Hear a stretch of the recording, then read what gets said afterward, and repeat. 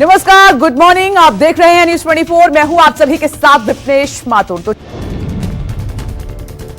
America की रूसी तेल पर निर्भरता कम करने की सलाह पर विदेश मंत्री एस जयशंकर ने कहा कि यूरोप हमसे ज्यादा रूस से तेल खरीदता है। Oil purchases.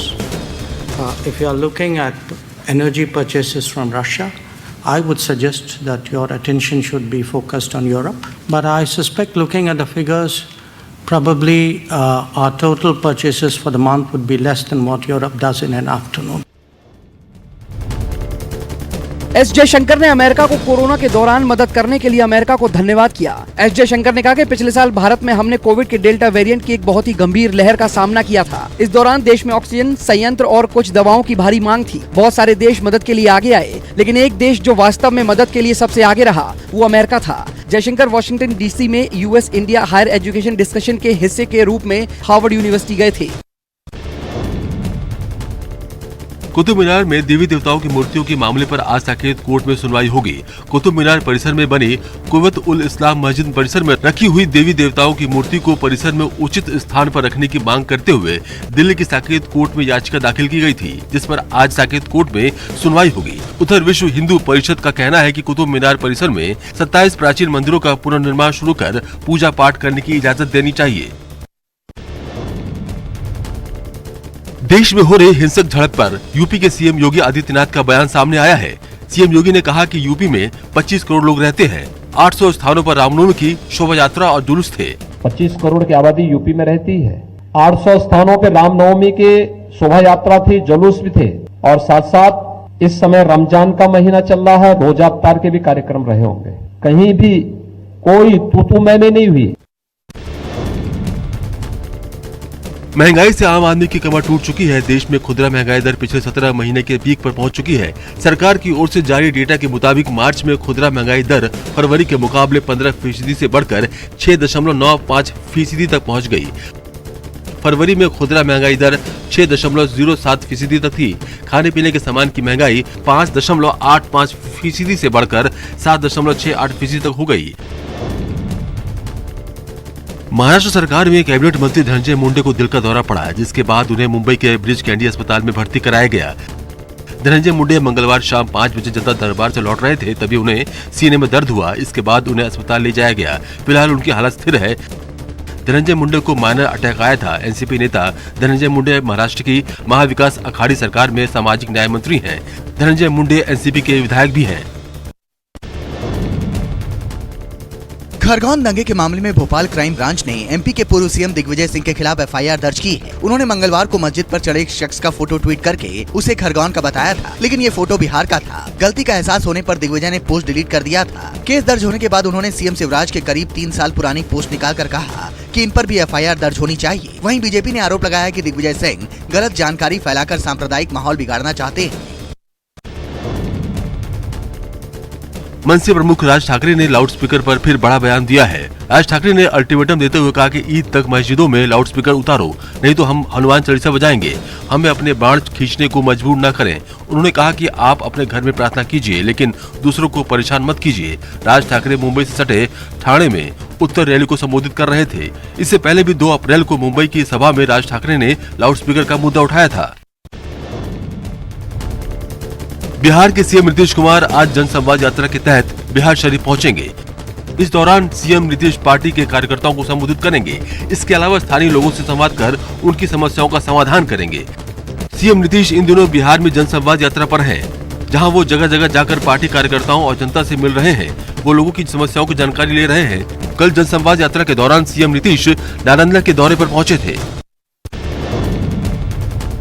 अकबरुद्दीन ओवैसी के विवादित बयान के मामले में सुनवाई कल स्थगित कर दी गई, जिस पर आज फैसला किया जाएगा। एआईएमआईएम नेता अकबरुद्दीन ओवैसी ने 2012 में विवादित बयान दिया था, जिस पर आज कोर्ट फैसला सुनाएगी। अकबरुद्दीन के एक समुदाय के खिलाफ सार्वजनिक सभा में भड़काऊ बयान देने को लेकर उनके खिलाफ आईपीसी की धाराओं के तहत हेट स्पीच का मामला दर्ज किया गया था। हैदराबाद में पुलिस बाहुल वाले इलाके में उनकी अच्छी पैठ मानी जाती है। योगी 2.0 कैबिनेट के सामने आज से सेक्टरवार विभागीय प्रेजेंटेशन होगा। अपने दूसरे कार्यकाल में कामकाज को रफ्तार देने के लिए सेक्टरवार कार्य योजनाएं तैयार करा रही उत्तर प्रदेश की योगी आदित्यनाथ सरकार इन्हें रोजगार, तकनीकी विकास और सुधार की कसौटियों पर परखेगी। ये प्रेजेंटेशन 30 मिनट का होगा। बता दें कि पिछले साल 5 मई को सीएम योगी के समक्ष विभिन्न विभागों की 100 दिन की कार्य योजनाओं का खाका मुख्य सचिव दुर्गा शंकर मिश्र ने प्रस्तुत किया था। पार्लियामेंट्री स्टैंडिंग कमेटी की आज अहम बैठक है। संसदीय स्थायी समिति शादी की उम्र में बदलाव के प्रस्ताव वाले विधेयक, शिक्षा, महिला, बच्चे, युवा, खेल और बाल विवाह निषेध संशोधन विधेयक की जांच करेगी। इस विधेयक को शीतकालीन सत्र के दौरान लोकसभा में पेश किया गया था। बीजेपी सांसद विनय सहस्त्रबुद्धे की अध्यक्षता वाली समिति अपनी पहली बैठक में जया जेटली समिति के सदस्यों की सुनवाई करेगी। महिलाओं की शादी की न्यूनतम उम्र 18 से बढ़ाकर 21 साल करने का प्रस्ताव है। झारखंड के मुख्यमंत्री हेमंत सोरेन ने देवघर जिला स्थित त्रिकुट पर्वत रोपवे हादसे एवं लोहरदगा में हुए घटना को लेकर उच्च स्तरीय बैठक की। बैठक में मुख्यमंत्री ने त्रिकुट पर्वत रोपवे हादसे एवं लोहरदगा घटना के मृतकों के आश्रितों को 5-5 लाख रुपए मुआवजा देने का निर्णय लिया है। साथ ही दोनों घटनाओं में घायल हुए लोगों को राज्य सरकार की तरफ से सही इलाज कराए जाने का निर्देश अधिकारियों को दिया है। साथ ही उन्होंने त्रिकुट पर्वत रोपवे हादसे की जाँच के लिए उच्च स्तरीय जाँच समिति गठित करने के निर्देश दिए। ये वो परिवार हैं जो देवघर के त्रिकुट पर्वत पर ट्रॉली में फंसे थे। ये वो वक्त था, एक ही परिवार के 6 लोग जिंदगी और मौत से जूझ रहे थे। उन्होंने 24 घंटों तक मौत को अपने सामने देखा था।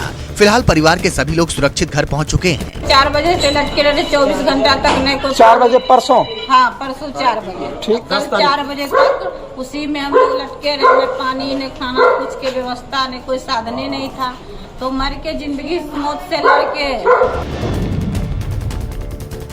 यूपी के हमीरपुर में सीजीएसटी की टीम ने गुटखा व्यापारी के घर पर छापा मारा, जहां से भारी मात्रा में कैश बरामद हुआ है। बताया जा रहा है कि गुटखा व्यापारी के पास से इतना कैश मिला है कि जिसे गिनवाने के लिए बैंक से 3 मशीनें मंगवानी पड़ी है। साथ ही छापेमारी के दौरान अहम दस्तावेज भी बरामद किए गए हैं। हमको जॉइंट कमिश्नर साहब ने अथॉरिटी दी थी, सर्च वारंट दिया था, जिसके बेसिस पे हम यहाँ से आए हैं, केंद्रीय निवारक शाखा कानपुर से, जो central excise and central GST का एक पार्ट है।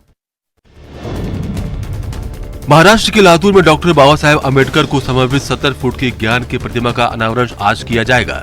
इस मौके पर केंद्रीय मंत्री किरण रिजिजू, रामदास अठावले और महाराष्ट्र के पूर्व मुख्यमंत्री देवेंद्र फडणवीस भी मौजूद रहेंगे।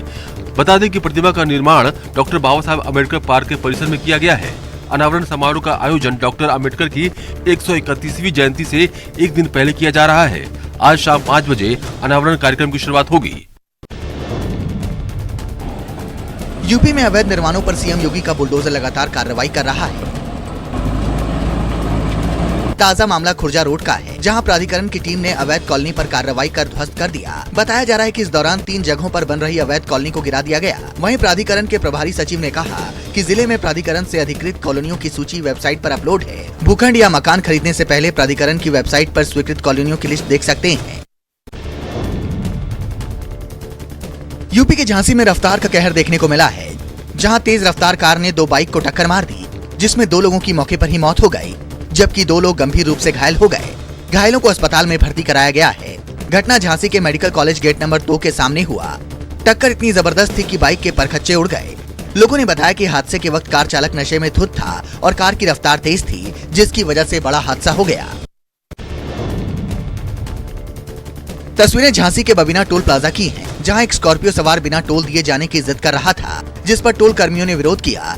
लेकिन स्कॉर्पियो में सवार दबंगों को ये बात नागवार गुजरी और टोल कर्मियों के साथ मारपीट शुरू कर दी। पहले दबंगों ने टोल के गेट को तोड़ा और फिर कैश लेने वाले शख्स को गिराकर पीट दिया। इस दौरान कुछ और टोल कर्मी भी मौके पर पहुंचे और उनसे भी मारपीट की गई। वहीं ये पूरी घटना टोल पर लगे सीसीटीवी कैमरे में कैद हो गई। फिलहाल पुलिस मामले की जाँच कर रही है। योगी सरकार भूमाफियाओं के खिलाफ लगातार शिकंजा कस रही है। अलीगढ़ में भूमाफिया के अवैध कब्जे पर प्रशासन का बुलडोजर चला है, जिसमें 110 करोड़ की अचूक संपत्ति को ध्वस्त किया गया। भूमाफियाओं ने कई इलाकों में खाली जमीन पर कब्जा कर अवैध निर्माण कर लिया था, जिसके बाद बुलडोजर की मदद से उसे तोड़ा गया। अलीगढ़ नगर निगम प्रशासन की ओर से कार्रवाई के बाद से भूमाफियाओं में हड़कंप मचा हुआ है। यूपी में जगह जगह अवैध निर्माण पर प्रशासन का बुलडोजर चल रहा है। रामपुर के टांडा थाना क्षेत्र के लालपुर कला गांव में चुनावी रंजिश में दिन दहाड़े कुछ बाइक सवार बदमाशों ने प्रधान तबस्सुम के परिवार पर हमला कर दिया। हमलावरों ने ताबड़तोड़ गोलियां चलाई। इस घटना में प्रधान के जेठ मोहम्मद वसीम की गोली लगने से मौत हो गई, जबकि मृतक के चाचा हारून घायल हो गए। मामला चुनावी रंजिश का बताया जा रहा है। घटना के बाद पूरे गाँव में तनाव का माहौल है, जिसको देखते हुए गाँव में पुलिस बल की तैनाती कर दी गयी है और आरोपियों की तलाश की जा रही है। जम्मू कश्मीर पुलिस ने उन लोगों की संपत्तियों को जब्त करने का फैसला लिया है जो आतंकियों को जानबूझकर पनाह देते हैं। आतंकी गतिविधियों में शामिल लोगों पर पुलिस गैर कानूनी गतिविधि की रोकथाम अधिनियम के तहत कार्रवाई करते हुए अंचल संपत्तियों को जब्त करेगी। जब्त की जाने वाली संपत्तियां वो होंगी जहां ये साबित हो जाएगा कि घर के मालिक या सदस्य ने जानबूझकर कई दिनों तक आतंकवादियों को पनाह दी थी। यह भी साबित होना चाहिए कि यह काम किसी भी दबाव में नहीं किया गया था। यूपी के सहारनपुर देहरादून हाईवे पर कोलकी गांव के पास बदमाशों के साथ हुई मुठभेड़ में 25,000 का इनामी बदमाश को पुलिस ने गिरफ्तार किया है। बताया जा रहा है कि चेकिंग के दौरान पुलिस ने 2 बाइक सवार को रोका, लेकिन तभी वो भागने लगे और पुलिस पर फायरिंग शुरू कर दी। पुलिस ने मौके से तमंचा, जिंदा कारतूस और एक बाइक भी बरामद की है। फिलहाल पुलिस मामला दर्ज कर फरार बदमाश की तलाश में जुट गई है। उदयपुर की एंटी करप्शन ब्यूरो की टीम ने पाली में XEN यज्ञदत्त विदुआ को रिश्वत लेते गिरफ्तार किया।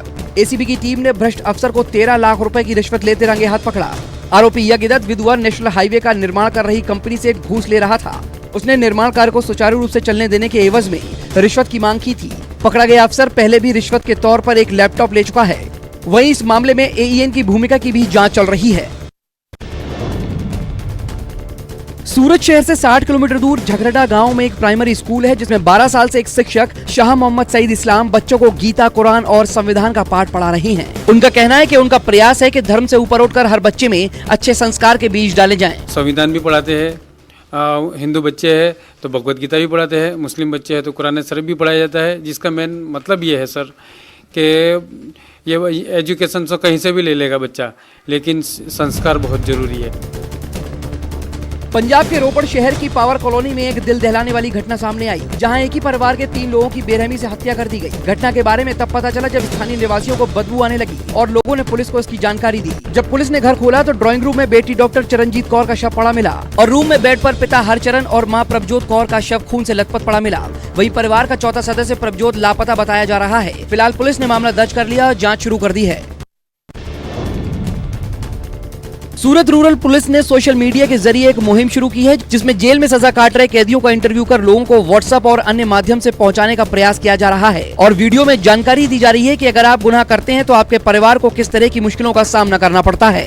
सूरत रेंज में लास्ट 5 इयर्स में ओवरऑल क्राइम मोर देन 36% कम हुआ और उसमें जो स्पेशल क्राइम्स है उसमें 49% कम हुआ। उत्तर भारत के मैदानी इलाकों में जहां इन दिनों लू का प्रकोप जारी है, वहीं अगले 3 दिन भीषण गर्मी से थोड़ी राहत मिलने की संभावना है।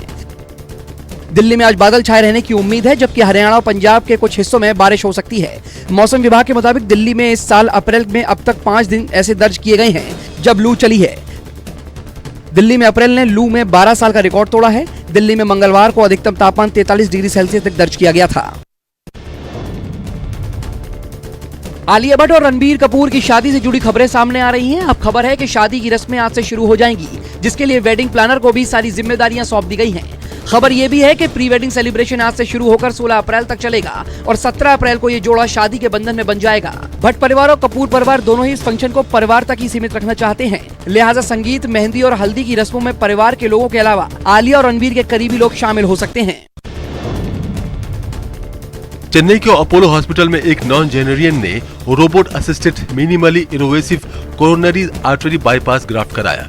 अपोलो हॉस्पिटल के कंसल्टेंट कार्डियोथोरेसिक सर्जन ने बताया कि 93 वर्षीय मरीज को गंभीर ब्लॉक और लगातार दर्द हो रहा था। बढ़ती उम्र के कारण सर्जरी से इनकार कर दिया गया था, लेकिन उपचार का कोई अन्य विकल्प नहीं बचा था। रोबोटिक सर्जरी मुख्य रूप से माइटल वॉल्व सर्जरी और CABG के लिए की जा रही है। बिहार के मुख्यमंत्री नीतीश कुमार की सुरक्षा में फिर चूक हुई है। नालंदा में सीएम नीतीश की जनसभा में एक शख्स ने पटाखा फेंक दिया। घटना के वक्त सीएम नीतीश 5-6 फीट की दूरी पर ही थे। हालांकि नीतीश कुमार पूरी तरह से सुरक्षित हैं। पुलिस ने मामले में एक युवक को पकड़ा है।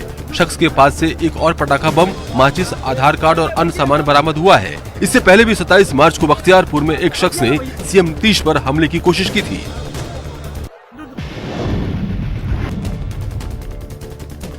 श्रीलंका ने मंगलवार को घोषणा की है कि वो $51 अरब विदेशी कर्ज नहीं चुकाएगा। श्रीलंकाई सेंट्रल बैंक के मुताबिक डॉलर की कमी की वजह से हमने विदेशी कर्ज के भुगतान को अस्थायी तौर पर रोकने का फैसला लिया है। वित्त मंत्रालय ने कहा है कि कर्ज देने वाले देश और दूसरे कर्जदाता मंगलवार दोपहर से अपने कर्ज पर ब्याज ले सकते हैं। श्रीलंका सीमित मात्रा में बची विदेशी मुद्रा का इस्तेमाल ईंधन और खाद्यान्न खरीदने में करना चाहता है। श्रीलंका में आर्थिक संकट के खिलाफ आम लोगों के साथ ही सभी क्षेत्र की शख्सियतों ने भी सरकार के खिलाफ मोर्चा खोल रखा है। श्रीलंका के कई पूर्व क्रिकेटर अर्जुन रणतुंगा ने इंडियन प्रीमियर लीग खेल रहे खिलाड़ियों से देश लौटने की अपील की है। मंगलवार को रणतुंगा ने कहा कि संकट की घड़ी में खिलाड़ियों को देशवासियों के साथ खड़ा होना चाहिए। सरकार विरोधी प्रदर्शन में कई पूर्व क्रिकेटर लगातार सक्रिय भागीदारी कर रहे हैं।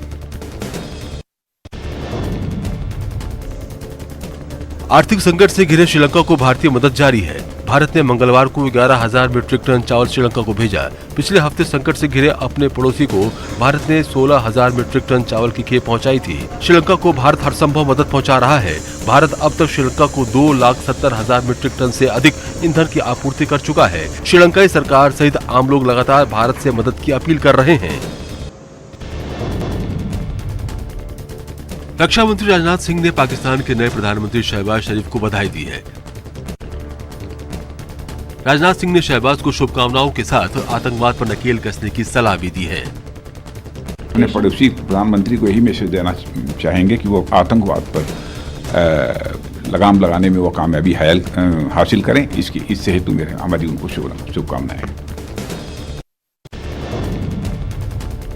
पाकिस्तान के प्रधानमंत्री शहबाज शरीफ ने पीएम मोदी की शुभकामनाओं पर शुक्रिया अदा किया है। शहबाज ने ट्वीट कर कहा कि प्रधानमंत्री जी आपकी बधाई के लिए शुक्रिया।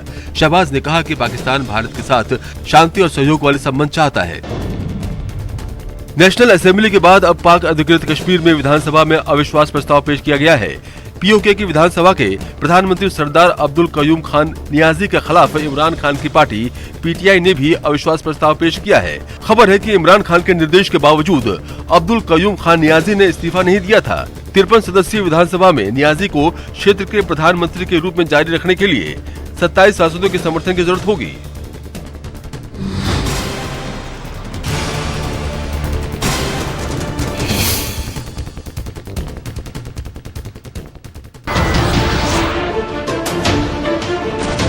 नमस्कार, मैं हूं मानक गुप्ता।